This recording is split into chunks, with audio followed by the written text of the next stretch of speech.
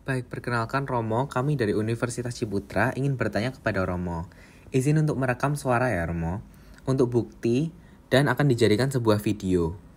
Perkenalkan, saya Alexander Jevan dan ada teman-teman saya, Jenny, Tiffany, Joy, Christophorus, dan juga Louis. Baik Romo, kami akan memulai pertanyaan nomor 1. Boleh dijelaskan sosok Bunda Maria di agama Katolik dan apa saja peran beliau? Oh, Bunda Maria. Oke. Kamu berdua Katolik atau? Kita kan Buddha. Oh ya? Iya. Oh, Katolik. Oke, ya. Bagi kami orang Katolik, Maria adalah Ibu Tuhan, Bunda Allah. Dia juga Bunda Gereja. Nah, itu bagi Gereja Katolik. Maka Maria disebut Bunda Allah. Maka setiap 1 Januari Gereja Katolik tidak hanya merayakan tahun baru saja, tapi dalam istilahnya liturgi Katolik itu hari raya Maria Bunda Allah. Bunda Allah. Dalam arti agama Katolik mengimani satu Allah, jadi monoteisme. Berkaitan dengan sebutan Bunda Allah, maka berkaitan dengan Bunda Allah Putra yang adalah Yesus Kristus. Selain itu, Bunda Maria juga Bunda Gereja. Gereja itu siapa? Gereja tidak hanya bangunan fisik, tidak, tapi gereja adalah jemaat. Sehingga saya jemaat. Maka melalui ketika Yesus disalib, dia ada Maria, ada para muridnya, Ibu, ini anakmu, anak itu ibumu. Nah, para murid mewakili gereja. Nah, maka sebagai Bunda Allah juga, Allah Putra Yesus Kristus, dan Bunda Maria juga adalah Bunda Gereja. Jadi jemaat-jemaatnya juga sebagai mengandaikan Bunda Ibu, ya seorang ibu, maka kami punya seorang ibu. Nah, maka disebut Bunda Gereja. Nah, itu. Dan memang di dalam Gereja Katolik memang Bunda Maria tentu karena dia mengandung Allah Putra, gitu. Jadi iman kami satu, Allah Bapa, Allah Putra, Allah Roh Kudus. Nah, itu hakikatnya satu, Allah. Apa itu Allah? Kalau siapa? Allah Bapa. Siapa? Allah Putra, Allah Roh Kudus. Nah, itu tentang pribadi. Nah, tentu dalam Gereja Katolik karena dia Ibu Tuhan dan juga Ibu Gereja, maka umat Katolik sungguh-sungguh menghormati Bunda Maria. Nah, sama seperti analogi kita di rumah. Setiap orang dilahirkan dari rahim ibu. Dan rata relasi dekat, intimitas antara anak dan orang tua pasti rata anak dengan ibu.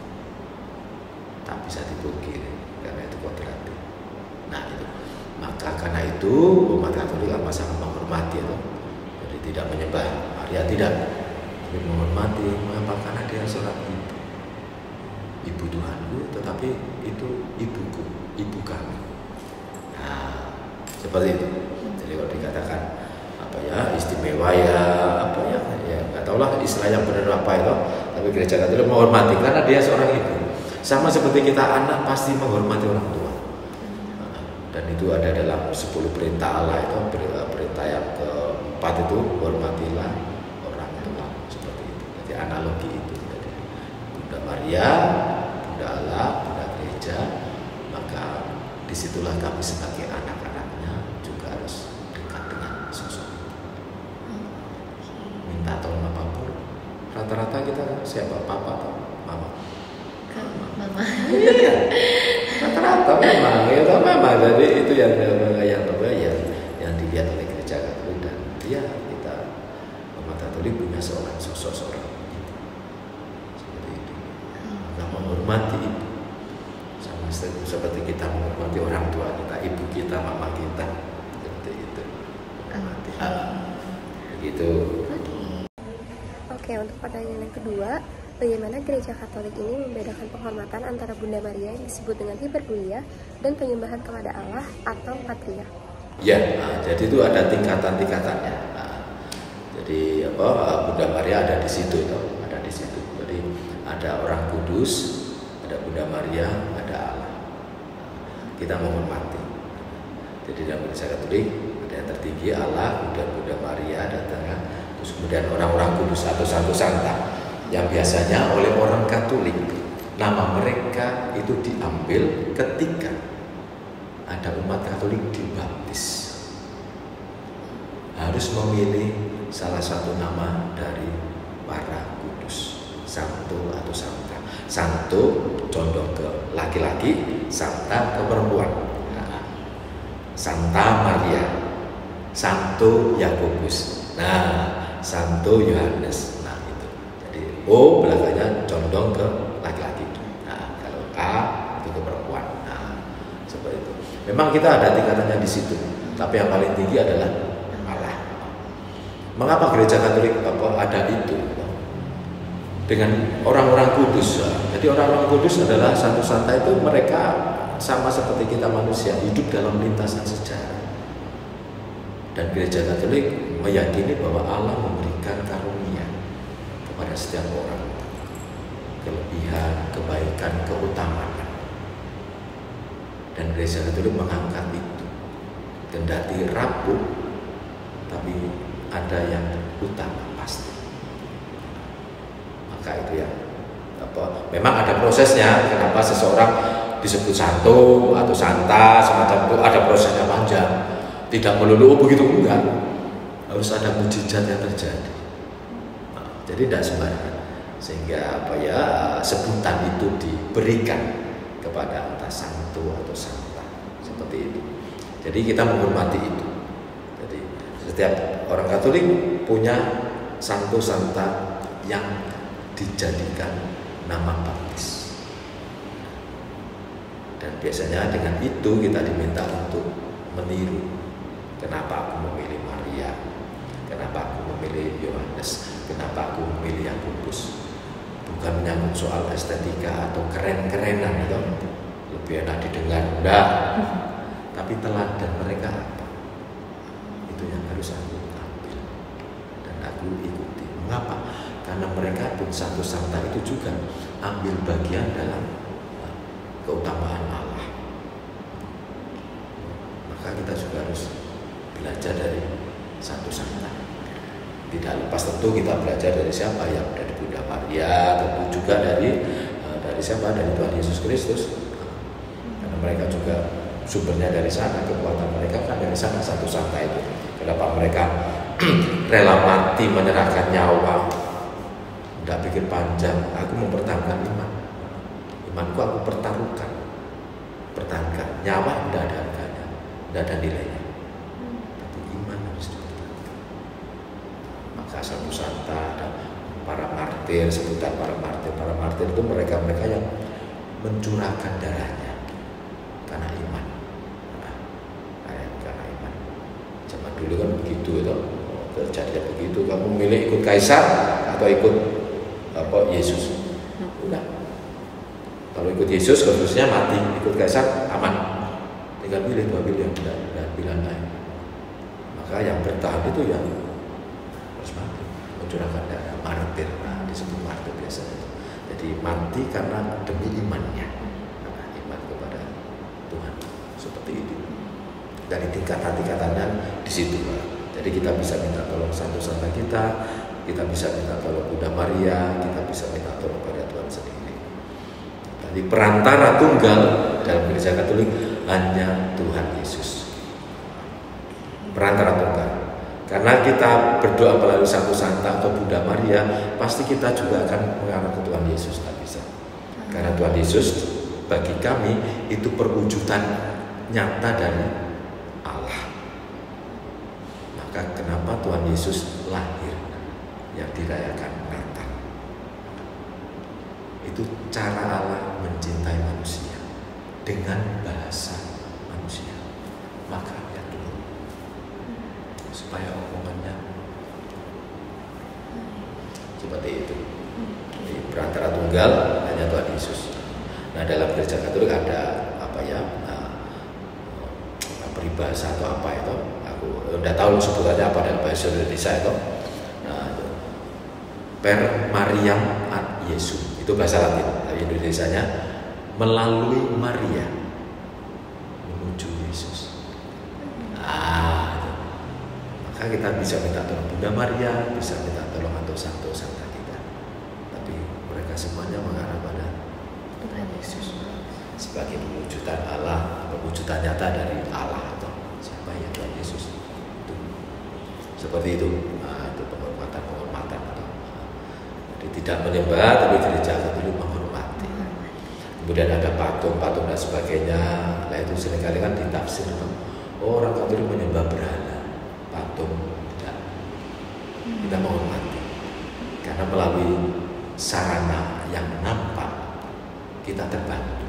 Sehingga kita tidak menghormati materinya, barangnya, bendanya, tidak. Tapi di dalam itu siapa? Dan semangatnya, teladan hidupnya yang harus kita ambil. Patung dilempar tidak apa-apa, tidak soal. Tapi patung seperti itu memang Maria, karena memudahkan kita ingat kalau ada gambar dan sebagainya itu. Ya, aku berdoa kepada Maria. Salib. Ada korpusnya itu, salib orang Katolik kan pasti ada korpus bahasa Latinnya itu tubuh. Jadi beda dengan saudara kita yang Kristen tidak ada korpus, hanya salib. Salib itu aja, seperti itu. Apakah jika kami dibaptis dalam Katolik itu kami dapat memilih sendiri namanya? Waktu itu di budaya itu umum. Maria banyak Maria. Maka ketika umat Katolik baptis, nama baptis siapa? Maria, akan ditanya Maria yang mana? Oh banyak. Banyak. Karena Santo Santa ada di situ selain Bunda Maria. Maka Fransiskus juga ditanya Fransiskus yang mana? Iya. Yang dia tahu dari Asisi. Ya. Soalnya dulu sempat sekolah di Katolik juga. Jadi Yesus Asisi itu penggagas ide awal dibentuk, kemudian ada Gua Maria atau kandang, semacam dari beliau. Tapi beliau merupakan seorang penyayang hewan ya kalau masih. Iya. Jadi kalau misalnya memilih nama itu, teladannya juga, saya harus menyayangi hewan. Tidak hanya hewan saja, tapi lebih pada Fransiskus melihat alam ciptaan sebagai saudara. Jadi dia menyebut apapun, juga kematian disebut dengan saudara. Maka dikatakan cerita Fransiskus bisa bicara. Iya, bisa berbicara sama hewan. Itu kan memang sesuatu hal yang kalau kita bicara tentang karunia itu kan alat sendiri yang berhak memberi. Toh kita nggak bisa minta, kadang itu benar diberi. Orang tahu dan orang mengembangkan, dan orang itu kemudian bertumbuh, dan melalui itu kebaikan yang tersampaikan, bukan yang buruk tapi yang baik. Maka Fransiskus mengajak kita sekalian untuk mencintai alam semesta, alam ciptaan, tidak hanya hewan tapi semuanya. Cara kita memperlakukan dunia kita, itu cara kita mencintai. Satu misal, buang sampah, ada tulisannya, ada tempatnya. Kenapa banyak orang sembarangan di tol, mobilnya mewah, sampah dibuang? Karena di mobil ada tempat sampah kecil-kecil untuk rokok, untuk sembarangan, kemudian ada tempatnya. Coba kecil. Kalau dirimu bicara tentang Fransiskus Asisi, makanya paus kami sekarang Fransiskus itu beliau Fransiskus Asisi. Ambil Fransiskus Asisi.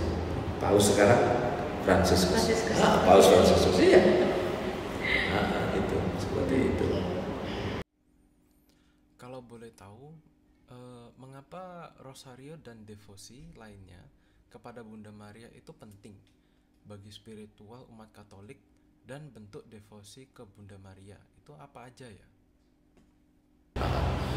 Jadi di gereja Katolik ada istilah liturgi.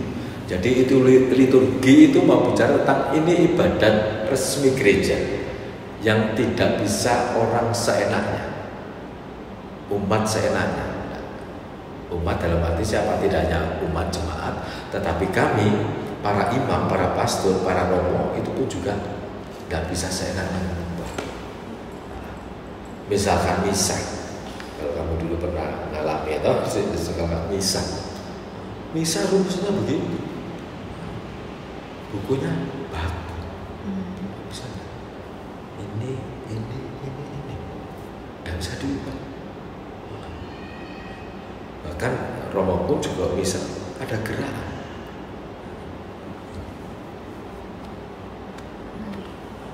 Di bukunya ada. Tertulis itu. Iya. Kami para romo kalau misalkan ada buku panduannya, jadi bukan buat sendiri, enggak. Dari sananya berarti? Iya. Dari sononya. Itu. Ya diterjemahkan ke Indonesia. Karena Katolik kan satu, dari atas bicara apa sampai bawah. Itu diterjemahkan sesuai dengan bahasa setempat, negara dan sebagainya. Tapi geraknya itu.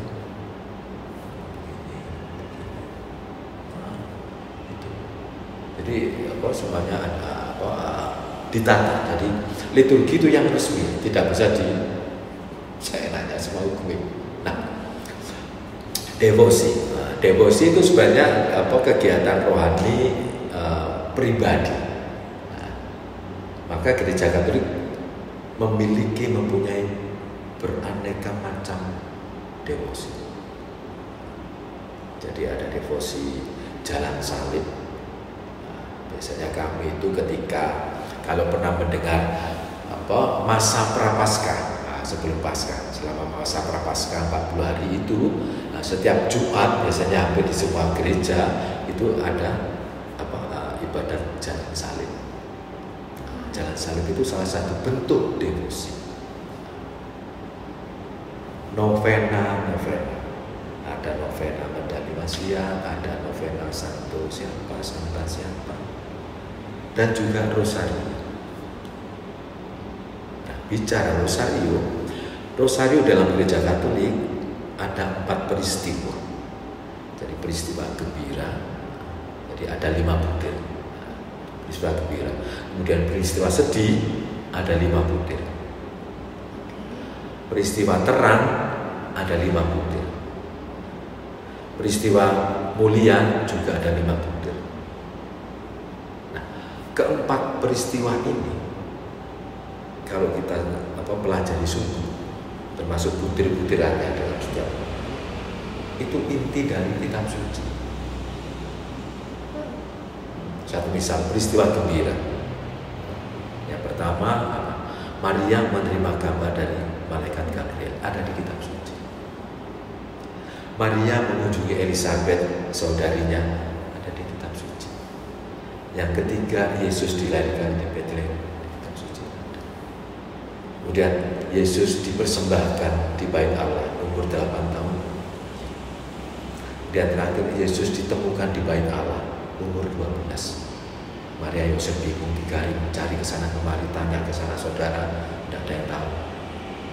Ternyata dia ditemukan di Bait Allah, ngobrol dengan pemuka-pemuka agama, ngobrol tentang kitab suci, tanya jawab. Nah itu. Jadi 4 peristiwa dengan butir-butirannya ini merangkum kitab suci. Tapi peristiwa gembira, peristiwa sedih, Yesus dijatuhi hukuman mati. Yesus didera. Kalau lihat film Passion, Cabut gitu. Yang ketiga, Yesus dimahkotai duri. Keempat, Yesus memanggul salib ke bukit Golgota, Kalvari. Yang terakhir, Yesus wafat. Kemudian peristiwa terang. Pertama, Yesus dibaptis di Sungai Yordan, di kitab suci. Yesus menampakkan kehadirannya dalam perjamuan perkawinan di Kana, ada di kitab suci. Yesus mewartakan kerajaan Allah dan menyerukan pertobatan di kitab suci. Yesus menampakkan kemuliaannya di atas bukit, transfigurasi, ada di kitab suci. Yesus menetapkan Ekaristi, misa kudus, kitab suci, perjamuan. peristiwa mulia. Pertama, Yesus bangkit dari kematian. Yang kedua, Yesus naik ke surga. Yang ketiga, turunnya Roh Kudus atas para rasul ada di kitab suci. Kemudian Bunda Maria diangkat ke surga. Bunda Maria dimahkotai di surga. Jadi 4 peristiwa merangkum. Jadi Rosario.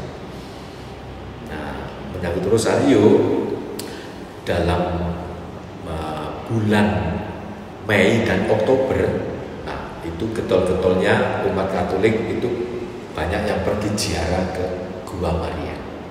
Nah, kalau tidak bisa jauh, yang lokal saja. Kalau tidak bisa ya di kota Surabaya. Termasuk sini, beberapa di AKY Katedral, itu di Kepanjen juga ada beberapa kelompok, kadang anak-anak juga ke sini pindah lagi dan sebagainya. Nah, bulan Mei dalam gereja Katolik itu disebut bulan Maria. Bulan Oktober itu bulan Rosario. Jadi 2 bulan ini umat Katolik banyak yang berziarah ke Gua Maria. Di Kediri ada Posaran dan sebagainya. Jadi gereja Katolik ada beberapa bulan yang mengingatkan, ini loh bulan ini kamu harus dekat dengan Mei, Oktober, dekat dengan Maria.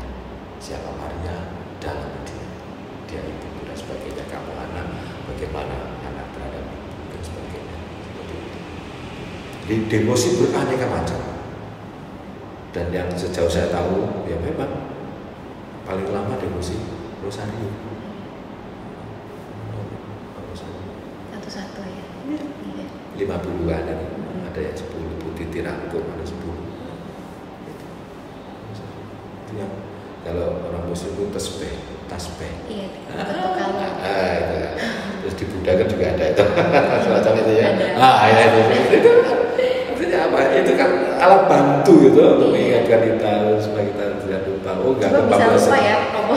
Ya kalau ngantuk. Kalau ngantuk lupa ya bantu gimana? Sudah selesai ya. Seperti itu. Jadi devosi itu pribadi setiap orang. Jadi setiap orang ada yang aku cocok dengan novena, aku cocok dengan dengan rosario, aku lebih cocok dengan jalan salib dan sebagainya. Nah, seperti itu. Pribadi. Jadi kebebasan setiap jemaat. Tidak bisa dipaksa. Kalau liturgi strict, udah pakemnya aturannya begini, sudah nggak bisa di. Jadi mau dari dunia, mau dari negara apa, tapi tetap satu aturan. Iya. Di gereja Katolik kalau kita minggu, kita misa dimanapun sama. Bacaannya sama.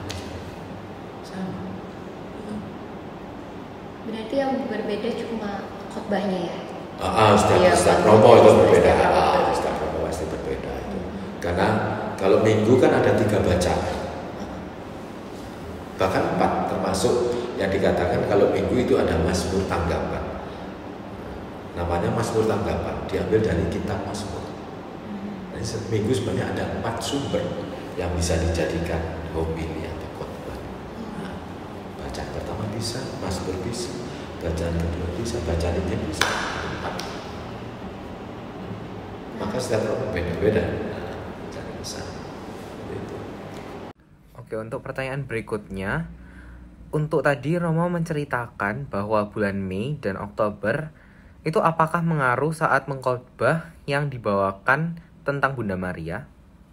Jadi kalau minggu, nah itu jadi memang bulan itu ditetapkan sebagai bulan Maria, Oktober bulan Rosario. Tapi ini kan menyangkut devosi. Nah, tapi kalau minggu kan liturgi. Jadi udah begitu. Iya. Tetapnya. Sumbernya dari bacaan itu. Ya. Mau serempet-serempet berkaitan dengan Bunda Maria atau dikaitkan, Bapak Ibu sekalian ini bulan ini bulan Maria atau bagaimana kita lah. Ada yang bisa begitu saja toh. Dan ada soal. Tapi kalau minggu memang ya ada 4 sumber yang bisa digali sebagai inspirasi untuk homili atau khotbahnya Romo. Seperti itu. Oke, Oke, pertanyaan ke-6, bagaimana pandangan Bapak tentang Bunda Maria ini di Gereja Katolik? Apakah berbeda dengan pandangan di denominasi Kristen, dan apa dialog tentang Bunda Maria tadi? Ya, jadi bagaimanapun Katolik dengan teman yang lain itu istilah denominasi dan sebagainya tetap sebagai satu saudara itu. Sisi lain memang sebutannya saja sudah berbeda itu. Jadi Katolik, Kristen, artinya sudah jelas berbeda. Jadi berkaitan dengan Maria, sejauh saya tahu di saudara-saudara yang Kristen memang tentang Bunda Maria tidak ada. Kalau secara pribadi saya tidak tahu, umat Kristen apa berdoa secara pribadi aku tidak tahu. Tapi ajaran sejauh saya tahu di Kristen tidak. Jadi hanya di Katolik dan Maria. Jadi yang Kristen tidak. Jadi ya bagaimana? Ini kan ya soal apa imanku, kalau imanku tidak ada di situ kan ya juga aku enggak. Agamaku tidak mengajarkan itu. Jadi iman apa yang diajarkan oleh agama ya itu yang aku imani, yang aku imani aku ajarkan. Maka agama kan bicara ini. Kenapa? Mengimani. Maka gereja Katolik mengimani Bunda Maria. Maka ajarannya ada ini. Bulan Mei, bulan Oktober, karena Maria ada. Di saudara-saudara, aku biasa menyebut saudara-saudara itu. Bagaimanapun kita satu sumber soalnya. Itu ya berbeda ya. Ya gimana lagi, itu fakta sejarah yang tidak bisa kita pungkiri ya teman. Gitu. Kita bersaudara tetap sebagai sesama. Tapi soal ajaran janganlah diperdebatkan. Karena ajarannya aku imani. Aku memperdebatkan untuk apa? Karena debat itu akhirnya kan dia kalah menang. Itu kalah menang. Itu kan ya bagaimana kita sebagai umat masing-masing menghayati ajaran agama, ajaran iman itu dengan yang lainnya. Mencintai lingkungan itu kan lebih baik daripada debat soal. Kalau debat itu pasti agama itu yang paling benar lah, siapa pun gitu. Iya kayak capek orang bersatu toh. Nggak mungkin seperti itu. Saudara, iya, maka kerjasama yang dalam bentuk keseharian bisa itu yang lebih bicara lah. Artinya gereja Katolik biasanya bermusyawarah dengan dialog karya atau dialog kehidupan. Jadi apa yang dikehendaki Tuhan atas hidup kita sebagai saudara berbeda gimana? Saling musuhan, saling membenci, atau saling menghormati, menghargai. Kamu berbeda betul, apakah harus kamu musuh? Kalau konsep setiap orang berbeda itu musuh, bahaya. Kamu beda berarti musuh, bahaya. Di sini kan sudah tidak benar. Benar Tuhan Allah menciptakan semua sebagai satu saudara. Maka itu yang lebih penting. Maka persahabatan bisa terjalin karena ada kegiatan bersama, ayo, karena ini positif. Dari siapapun mungkin ayo bersama-sama karena ini positif. Dan berdampak untuk banyak orang seperti itu. Kemudian dalam konteks dialog antar agama, mungkin Romo sudah tahu ada stigma di masyarakat menganggap bahwa umat Katolik ini menyembah bukan menghormati. Mungkin bisa dijelaskan? Nah, supaya kita menjelaskan pada orang, pertanyaannya apakah orang itu ingin memahami atau mencari perbedaan atau mencari salahnya.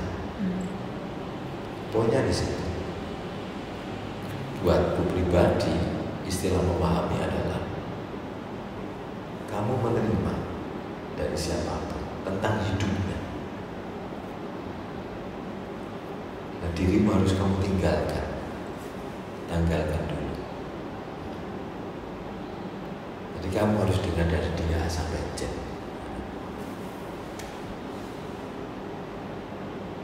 Kalau konteksnya itu oke. Tapi konteks yang itu menghakimi dan sebagainya, mencari celah itu salah. Dua istilah itu. Kami menghormati, kami tidak menyembah. Stigma yang muncul. Nah kalau mereka tidak mengimani itu, kenapa kami menjelaskan? konteksnya kalau mau menghakimi untuk mencari celah, mencari salahnya, cari menang sendiri. Bagimu kamu menyembah. Nah kalau aku menjelaskan, ini kan aku Katolik, Bunda Maria satu saat ada patung, aku jelaskan. Nah pikiranmu di sini masih kamu bawa, ya tidak ketemu. Nah untuk apa susah-susah jelasin pada orang yang masih membawa dirinya sendiri? Ya tidak ada gunanya. Percuma tak berguna. Aku ingin memahami. Jelas ya. Kamu memahami karena kita kan berbeda. Konteksnya itu. Sama aku juga memahami kamu karena konteks kita berbeda. Agama kita berbeda. Aku memahami. Memahami sudah tidak menyalahkan. Oh ternyata begitu. Tentang ini di agama ini. Oh begitu tuh. Tentang ini di agama ini. Sehingga menjadi kasar. Kekayaan. Wah aku mencari tahu. Oh selama ini yang aku pikir. Ini pikiranku. Karena aku ke agama ini. Tapi mereka yang menghidupi, mengimani.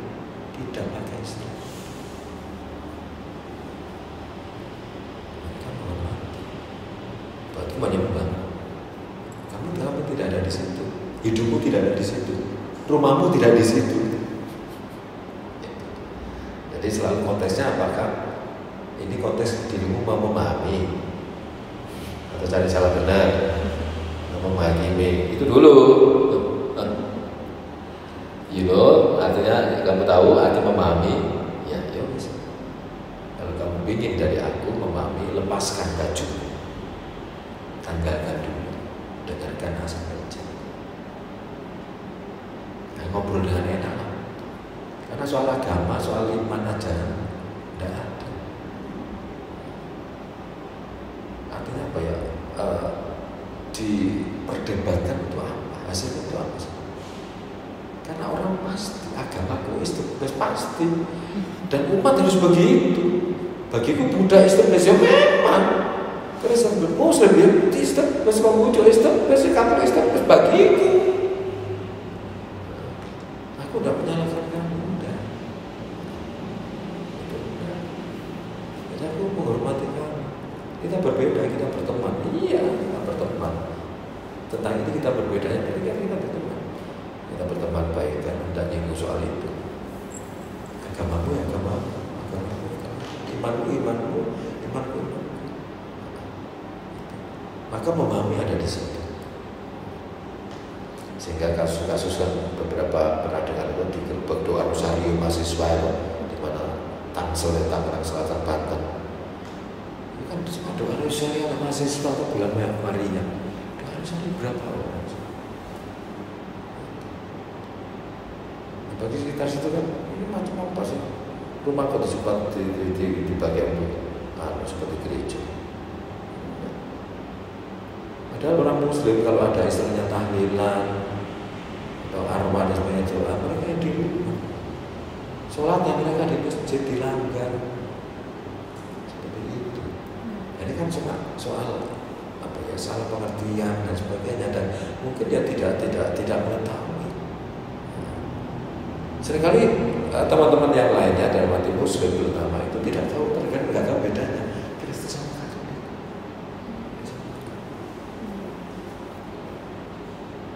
Disamakan.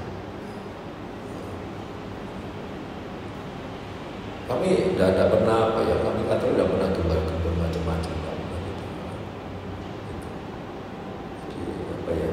Memang kita diajarkan untuk tidak melakukan hal yang terlalu menyolok dan sebagainya. Hiduplah kalau tinggal di masyarakat situ ya hiduplah di situ. Kamu aktif, kalau kamu diminta jadi RT ya RT, PKK ibu ya ikutlah, siskambling di kampung-kampung ya ikutlah, kerja bakti hari Minggu ikutlah. Dan dulu di situ Katolik ya, bukan eksklusif, tidak, harus inklusif. Inklusif itu terbuka atas siapapun, karena kamu saudara.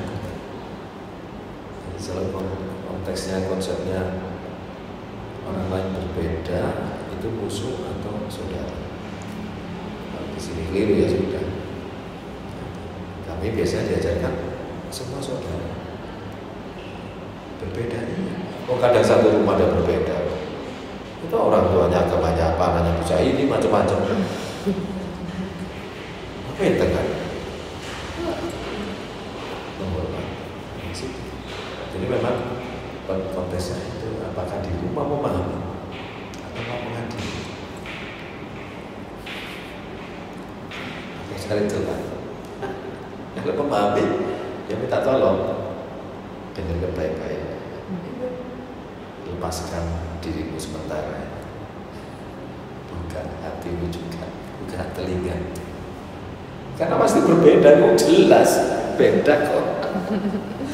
Mau disamakan ya, logikanya gimana disamakan? Tidak masuk.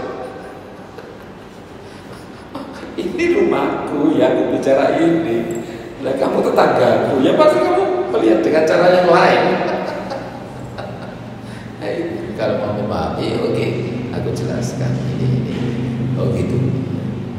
Ya sudah, terima kasih. Selesai. Aku boleh tanya tetanggamu, ini bagaimana sih? Benarkah atau Nabi Muhammad meminta apa untuk punya istri 4? Benarkah?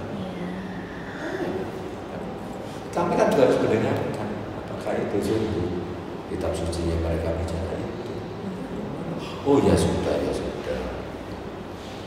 Makanya kalau ketemu dengan apa ya kiai-kiai, tapi biasanya umat Katolik apa memang ada beberapa rombongan dengan apa ya biasanya disebut gus itu, gus itu yang dia biasanya ngobrol-ngobrol itu. Romo, kenapa Romo di Katolik itu? Ya Romo Katolik pasti itu pendeta. Romo nggak menikah. Pak Yai ngerti ya, ngerti. Apa Romo? Romo nggak menikah itu supaya jatah itu kamu untuk kamu. Ketawa. Romo kurang ajar. Nah, kalau kenal kan udah tersinggung. Iya. Itu loh. Bahwa aku tahu istrinya cuma satu. Aku tahu. Iya, guyonan tapi enak. Kenapa Romo nggak kawin? Nah, masuk kan ngerti diri. Kalau kamu mau ya silakan jatahku kamu ambil. Kurang ajar apa? Ini konteks guyonan. Ini kalau guyonan kan enak, itu loh. Nggak tersinggung, nggak tersinggung. Artinya ya tahu, aku tahu dia satu walaupun memungkinkan 4 dan dia tahu Romo itu pasti tidak menikah. Nah, itu dia tahu. Hanya tuh ngobrol-ngobrol saja itu.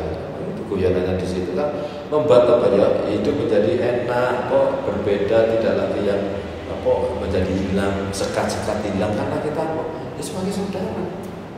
Aku menghormati dirimu berbeda. Menghormati dirimu bersama. Jadi ya itu tadi. Toleransi. Karena sudah kenal, memahami juga, jadi ya enak. Itu seperti itu. Tapi sudah jatahku kamu ambil aja Pak. Atau bagi teman-teman kurang ajar Romo itu. Itu Romo berapa yang tak kawin itu baik-baikan lagi. Baik Romo, terima kasih atas mengikuti interview hari ini. Kami mengucapkan terima kasih dan mohon maaf jika kami ada salah kata.